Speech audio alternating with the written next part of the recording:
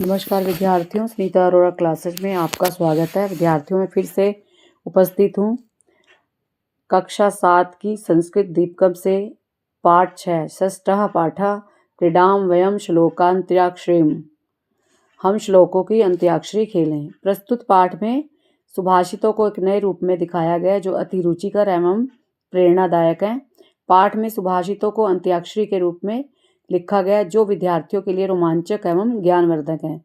इस प्रकार की क्रीड़ा यदि कक्षा में कदा करवाई जाए तो विद्यार्थी अवश्य ही कुछ सुभाषित स्मरण करेंगे, याद करेंगे और सुभाषितों का सकारात्मक प्रभाव अवश्य ही विद्यार्थियों पर पड़ेगा। इस प्रकार विषय को मनोरंजक बनाकर पढ़ाना अति उत्तम व सरल होगा। तो जो है इसमें भी संवादात्मक जो है पाठ शुरू किया गया संवादात्मक शैली में। सखी दीपिके वयम अधुना क्रीडितुम अभिलाषामः। अरे भारती बहि वृष्टि अस्ति कथम क्रीडामः। वृष्टि अस्तु नाम इच्छा अस्ति चेता क्रीडामः। बहिर्गमनस्य आवश्यकता एव नास्ति। एषा नूतना क्रीडा अस्ति भो अन्त्याक्षरी क्रीडा। इति किम अन्त्याक्षरी क्रीडा। अहमपि क्रीडामि अवश्यम् आगच्छन्तु वयं सर्वे क्रीडामः। सखी तर्हि क्रीडायाः नियमान् सूचयन्तु। वयं गणद्वयं रचयामः। प्रथम गणस्य नाम ज्ञानमाला एव च द्वितीयं गणस्य नाम रत्नमाला। आदौ प्रथम गणस्य सदस्य एकं पद्यं गायति। तस्य पद्यस्य अन्तिमेन व्यञ्जनवर्णेन द्वितीयगणस्य सदस्यः वा अन्यं श्लोकं गायति एवं क्रमशः क्रीडा प्रचलति। अहो महान् आनन्दः भविष्यति तर्हि क्रीडामः। आदौ ज्ञानमालागणः रा इति अक्षरात् पद्यं गायति तत् रत्नमालागणः वदति। सखी दीपिका आज हम खेलना चाहते हैं। अरे भारती बाहर तो बारिश है, कैसे खेलें। बारिश हो इच्छा है यदि खेलते हैं, बाहर जाने की आवश्यकता ही नहीं है। यह एक नई क्रीड़ा है, नया खेल है अंत्याक्षरी क्रीड़ा। क्या अंत्याक्षरी क्रीड़ा मैं भी खेलती हूँ। अवश्य आओ हम सब खेलते हैं। सखी तो क्रीड़ा के नियम बताओ। हम सब 2 समूह बनाते हैं। पहले समूह का नाम ज्ञानमाला, दूसरे समूह का नाम रत्नमाला। सबसे पहले प्रथम समूह का सदस्य एक पद्य गाता है।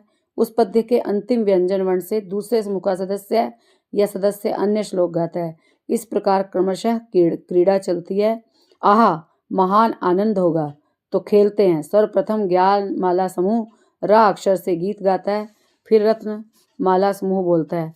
रूप यौवन संपन्ना विशाल कुल संभवः विद्याहीना न शोभन्ते निर्गंधा इव कुंशिका। इसका अन्वय पढ़ लेते हैं। रूप यौवन संपन्ना विशाल कुल संभवा विद्याहीना निर्गंधा कुंशिका इव न शोभन्ते। अर्थात रूप और यौवन से संपन्न विशाल कुल में उत्पन्न यदि विद्याहीन है, मनुष्य है, उसको विद्या नहीं आती, उसने ज्ञान प्राप्त नहीं किया, तो ऐसे जैसे सुगंध रहित पलाश वृक्ष के समान शोभा नहीं देते। जैसे नकली फूल, प्लास्टिक के फूल, पलाश के फूल जो है हम शोभा नहीं देते, ऐसे लगता है कि ये नकली फूल हैं। तो रूप और यौवन चाहे जितने मर्जी हम सुंदर हैं, क्योंकि इंसान की पहचान गुणों से होती है, उसके रूप रंग से नहीं। और अगर हमारे पास ज्ञान नहीं है, विद्या नहीं है, तो हम कितने भी सुंदर हो, किसी को सुंदर नहीं लगेंगे। ऐसे होगा जिस प्रकार पलाश के फूल कभी शोभा नहीं देते। अगला पढ़ लेते हैं। काव्य शास्त्र विनोदेन कालो गच्छति धीमताम व्यसनेन चा मूर्खाणाम निंद्रया कलहेन वा। इसका अन्वय देख लेते हैं। धीमताम कालः काव्य शास्त्र विनोदेन मूर्खाणाम च व्यसनेन निंद्रया कलहेन वा गच्छति। तो इसका भावार्थ होगा कि जो बुद्धिमानों का समय है काव्य और शास्त्रों के अध्ययन से और मूर्खों का दुर्व्यसन से, नींद से अथवा झगड़े से बीतता है। जो मूर्ख लोग होते हैं उन्हें हमेशा कलह चाहिए, कुछ ना कुछ उन्हें बवाल करने होते हैं, मतलब कुछ ना कुछ गलत काम ही करने होते हैं। तो उनका काम क्या है, सोना, लड़ना और गलत काम करना। लेकिन जो बुद्धिमान लोग हैं वो काव्य में, पोइट्री में, शास्त्रों में, ग्रंथों के अध्ययन से जो है अपना समय बिताते हैं। इसलिए हमें मूर्खता छोड़कर बुद्धिमानों जैसा जीवन जीना चाहिए। अगला पढ़ लेते हैं। विद्या विवादाय धनम मदाय शक्ति परेशान परिपीडनाय खलस्य साधुर विपरीत में तत् ज्ञानाय दानाय च रक्षणाय। खलस्य विद्या विवादाय धनम मदाय शक्ति एषां परपीडनाय च भवति साधो एतद् विपरीतम विद्या ज्ञानाय धनम दानाय शक्ति रक्षणाय च भवति। अर्थात जो दुष्ट की विद्या होती है वो विवाद के लिए होती है। वो हर जगह कोई ना कोई विवाद ढूंढ लेते हैं। जो दुष्ट लोगों की पढ़ाई किसी काम की नहीं होती। धन जो होता है वो अभिमान के लिए होता है, घमंड के लिए, दूसरों को कष्ट देने के लिए। और जो शक्ति होती है वो गलत कामों पर, धन भी गलत कामों पर लगाते हैं, अभिमान में रहते हैं। और जो शक्ति होती है वो दूसरों को कष्ट देने के लिए होती है, वो अपने बल का गलत प्रयोग करते हैं। लेकिन इसके विपरीत जो साधु लोग होते हैं, जो सज्जन लोग होते हैं, उनकी विद्या दूसरों को ज्ञान देने के लिए है, धन दान के लिए होता है और शक्ति लोगों की रक्षा करने के लिए होती है। अगला पढ़ लेते हैं। येषां न विद्या न तपो न दानम ज्ञानम न शीलम न गुणो न धर्मम ते मृत्युलोके भुवि भारभूताः मनुष्य रूपेण मृगाश्चरन्ति। अन्वय होगा इसका। येषां विद्या न तपः न दानम न ज्ञानम न शीलम न गुणः न धर्मम ते मृत्युलोके भुवि भारभूताः मनुष्य रूपेण मृगाश्चरन्ति। मृगाः मनुष्य रूपेण चरन्ति। तो इसका जो अर्थ है, इसकी जो व्याख्या है कि कवि कहता है कि जिसके पास ना कोई विद्या है, जिसने किसी प्रकार की विद्या ग्रहण की, जो ना तप करता है, ना दान करता है, ना जिसके पास ज्ञान है, मतलब नॉलेज नहीं है, ना कोई गुण है, ना धर्म है, वे इस संसार में पृथ्वी पर भार स्वरूप हैं और मनुष्य रूप से पशुओं के समान घूमते हैं। मतलब अर्थात वो बिल्कुल पशुओं के समान उनका जीवन है। जो जिनको न पढ़ाई में रुचि है, न तप करते हैं, ये शाम न विद्या न तप, न दान करते हैं, न ज्ञान है, न शील है, मतलब तमीज नहीं है जिनको, और न कोई गुण है, वे इस मृत्यु लोक में भार हैं, इस पृथ्वी पर भार हैं और पशुओं के समान इस धरती पर विचरण करते हैं, घूमते हैं। तो अगला पढ़ लेते हैं। अगला है तदा वृत्तिश्च कीर्तिश्च लक्ष्मीर्वाणी यशस्वनी तत्वज्ञानम पराः शांतिर्यदा विद्या भवेत् तव। अन्वय होगा। यदा विद्या भवेत् तदा तव वृत्ति कीर्ति लक्ष्मी यशस्विनी वाणी तत्वज्ञानम परा शांति च। तो इसका भावार्थ होगा कि जब विद्या हो तब भी तुम्हारा उद्योग, कीर्ति, लक्ष्मी, यशस्वी, वाणी, यथार्थ, ज्ञान और परम शांति हो। अगर हम शिक्षित हैं, अगर हम पढ़े लिखे हैं, तो हम अच्छे से अपने उद्योग को, मतलब जो भी हमारा लक्ष्य होगा उसको पाएंगे, जो भी हम करना चाहते करेंगे। कीर्ति, हमारा नाम बढ़ेगा, हमारे पास लक्ष्मी आएगी, और यशस्वी, हमारा यश, नाम बढ़ेगा, कीर्ति यश दोनों, और वाणी, हमारी वाणी सबको अच्छी लगेगी, और यथार्थ मतलब हकीकत में ज्ञान प्राप्त होगा और परम शांति प्राप्त हो जाएगी। आगे अगले श्लोक में विद्या का महत्व बताते हुए कवि कहता है कि विद्यानाम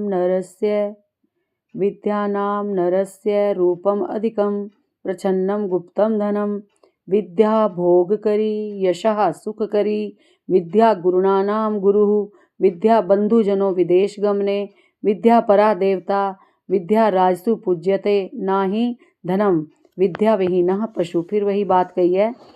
इसका पहले अन्वय पढ़ लेते हैं। विद्या नाम नरस्य अधिकम रूपम प्रच्छन्नम गुप्तम धनम विद्या भोग करी यशः सुख करी विद्या गुरुनाम गुरुः विद्या विदेश गमने बंधुजना भवति विद्या परा देवता विद्या राजसु पूज्यते धनम न ही पूज्यते विद्या विहीनः पशु। विद्या जो है, विद्या मतलब मनुष्य का अधिक विस्तृत रूप, मतलब छिपा हुआ गुप्त धन है। अगर हमारे विद्या एक कामधेनु की तरह, अगर हमने विद्या प्राप्त की है, हमारे पास ज्ञान है, तो हम आत्मनिर्भर हो सकते हैं, तो उससे हम कुछ भी ले सकते हैं। वो हमारा छिपा हुआ गुप्त धन है। विद्या को कोई हमसे छीन नहीं सकता, वो हमारा अपना धन है। अगर हमें ज्ञान है, अगर हम दूसरों को देंगे तभी होगा, नहीं तो जो हमारा ज्ञान है वो हमारे पास है तो हमारे काम आएगा। दूसरे का ज्ञान नहीं, अपना ज्ञान काम आएगा। विद्या भोगों को देने वाली है। देखो, अगर हम विद्यावान होंगे, हम सेल्फ डिपेंड होंगे, हम आत्मनिर्भर होंगे, फिर हम जो चाहेंगे कर लेंगे। विद्या यश देती है, यश मतलब नाम होता है, हम फेमस होते हैं। सुख देने वाली है, और विद्या गुरुओं की भी गुरु है। जो हमें गुरु ज्ञान देते हैं, तो गुरुओं, हमारे जो गुरु हैं उनकी भी विद्या गुरु है। विद्या विदेश जाने पर बंधुजन है। कैसे कि हम अगर विदेश जाते हैं, हम पढ़ लेते हैं, तो हमें किसी से एड्रेस नहीं पूछना पड़ेगा। हम किताबें पढ़ के हमें किसी और साथी की ज़रूरत नहीं होगी। हम विदेश में हमें अकेलापन नहीं लगेगा। तो विद्या हमारा भाई भी है विदेश जाने पर। और विद्या सब देवताओं में सबसे श्रेष्ठ देवता है, और विद्या राजाओं में पूजी जाती है, ना कि धन। राजाओं के दरबार में विद्या ही पूजी जाएगी, धन तो राजा के पास पहले से ही है। तो विद्या विहीन जो मनुष्य है वो पशु के समान है। तो विद्या मतलब मनुष्य का अधिक विस्तृत छुपा हुआ गुप्त धन है। विद्या भोगों को देने वाली है, विद्या यश देने वाली है, विद्या सुख देने वाली है, और विद्या गुरुओं की गुरु है। और विदेश जाने पर विद्या हमारा मित्र भाई है।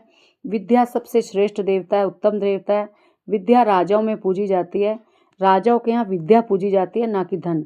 और विद्या विहीन पशु के समान है।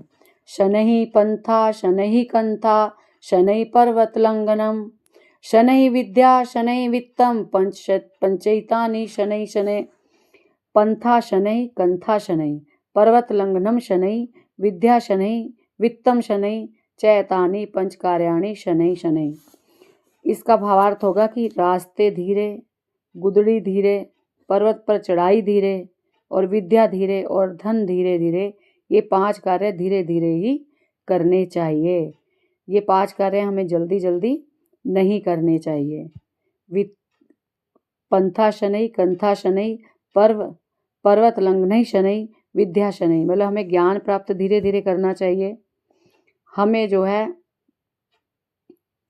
जो वस्त्र सीने वाले होते हैं वो भी धीरे धीरे करने चाहिए।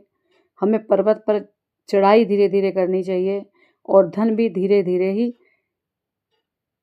कमाना चाहिए। धीरे धीरे ही हमें सफलता प्राप्त होती है।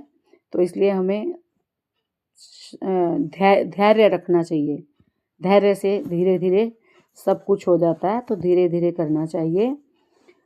अगला पढ़ लेते हैं। न विद्यया विना सौख्यम नराणाम जायते ध्रुवम अतो धर्मार्थ मोक्षेभ्यो विद्याभ्यासम समाचरेत।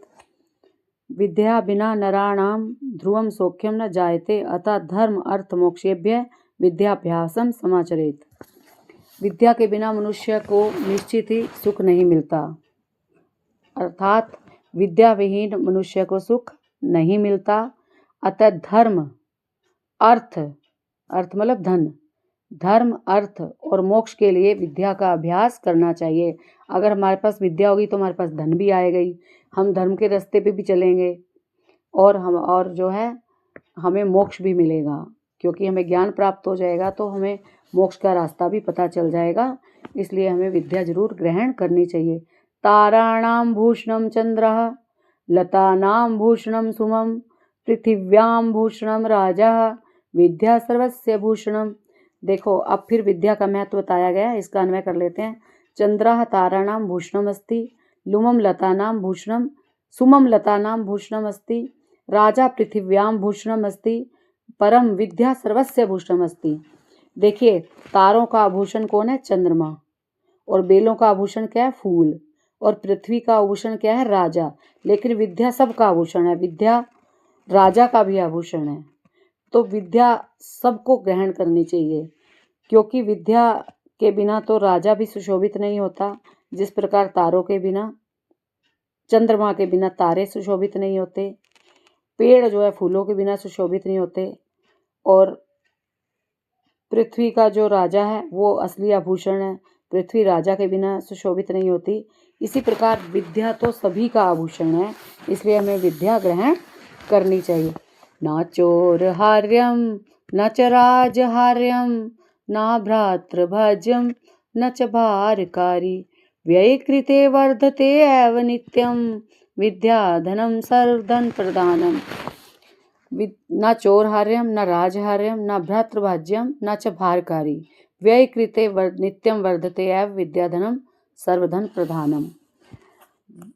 विद्या धन चोर के द्वारा चुराने योग्य नहीं है, राजा के द्वारा हरण करने योग्य नहीं है, न भाई द्वारा बांटने योग्य है, न भार स्वरूप है, खर्च करने पर यह नित्य बढ़ता है।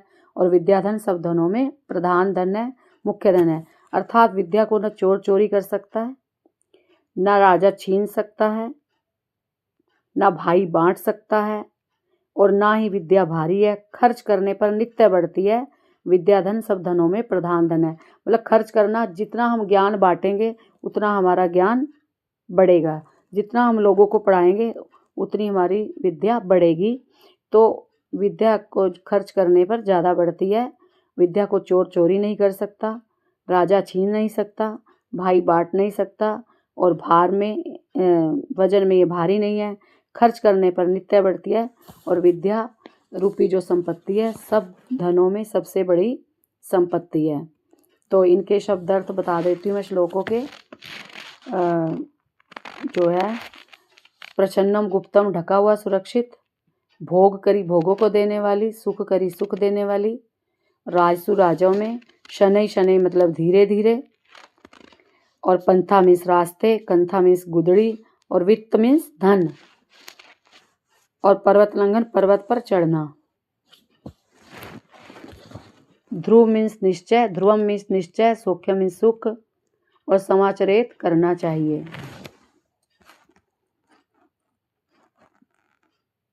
न चोरहार्यम चोर द्वारा चुराने योग्य, न राजहार्यम राजा द्वारा हरण योग्य, न भ्रातृभाज्यम भाई द्वारा बांटने योग्य। और वर्धता मीन्स बढ़ता है, और वृत्ति मीन्स उद्योग, और लक्ष्मी मीन्स संपत्ति, और ये शाम मीन्स जिनकी, मृत्यु लोके संसार में, भूवि मीन्स पृथ्वी पर, और भार भूता भार, और मृगा मीन्स पशु, चरंती मीन्स घूमते हैं, वृष्टि मीन्स बारिश, नूतन मीन्स नई, तरही मीन्स तो, और आदो मीन्स पहले, और किंशुका मीन्स पलाश के वृक्ष। तो इन श्लोकों को एक बार से और पढ़ लेते हैं ताकि ये कंठस्थ हो जाएं। शुरू करते हैं। रूप यौवन संपन्ना विशाल कुल संभवा, विद्याहीना न शोभन्ते निर्गंधा इव पुंसिकाः। काव्यशास्त्र विनोदेन कालो गच्छति धीमताम्, व्यसनेन च मूर्खाणां निन्द्रयः कलहेन वा। विद्या विवादाय धनं मदाय, शक्ति परेषां परिपीडनाय, खलस्य साधुर्विपरीतमेतत्, ज्ञानाय दानाय च रक्षणाय। येषां न विद्या न तपो न दानं, ज्ञानं न शीलं न गुणो न धर्मं, ते मृत्युलोके भुवि भारभूताः, मनुष्यरूपेण मृगाश्चरन्ति। येषां न विद्या न तपो न दानं, ज्ञानं न शीलं न गुणो न धर्मं, ते मृत्युलोके भुवि भारभूताः, मनुष्यरूपेण मृगाश्चरन्ति। तदा वृत्तिश्च कीर्तिश्च लक्ष्मीवाणी यशस्वनी, तत्त्वज्ञानं परा शान्तिर्यदा विद्या भवेत् तव। विद्यानां नरस्य रूपम् अधिकं प्रच्छन्नं गुप्तं धनं, विद्या भोगकरी यशा सुखकरी, विद्या गुरुणानां गुरु, विद्या बन्धुजने विदेशगमने, विद्या परा देवता। विद्या राजसु पूज्यते नाहि धनं, विद्या विहीनः पशु। शनै पंथा शनै कंथा शनै पर्वतलंघनं, शनै विद्या शनै वित्तं, पंचैतानि शनै शनै। न विद्यया विना सौख्यं नराणां जायते ध्रुवम्, अतो धर्मार्थ मोक्षेभ्यो विद्या अभ्यासं समाचरेत्। ताराणां भूषणं चन्द्रः, लतानां भूषणं सुमं, पृथिव्यां भूषणं राजा, विद्या सर्वस्य भूषणं। न चोरहार्यं न च राजहार्यं, न भ्रातृभाज्यं न च भारकारी, व्ययकृते वर्धते एव नित्यं, विद्या धनं सर्वधन प्रधानम। धन्यवाद विद्यार्थियों। मैं आशा करती हूँ आपको ये श्लोक कंठस्थ हो गए होंगे और पाठ समझ में आ गया होगा। धन्यवाद।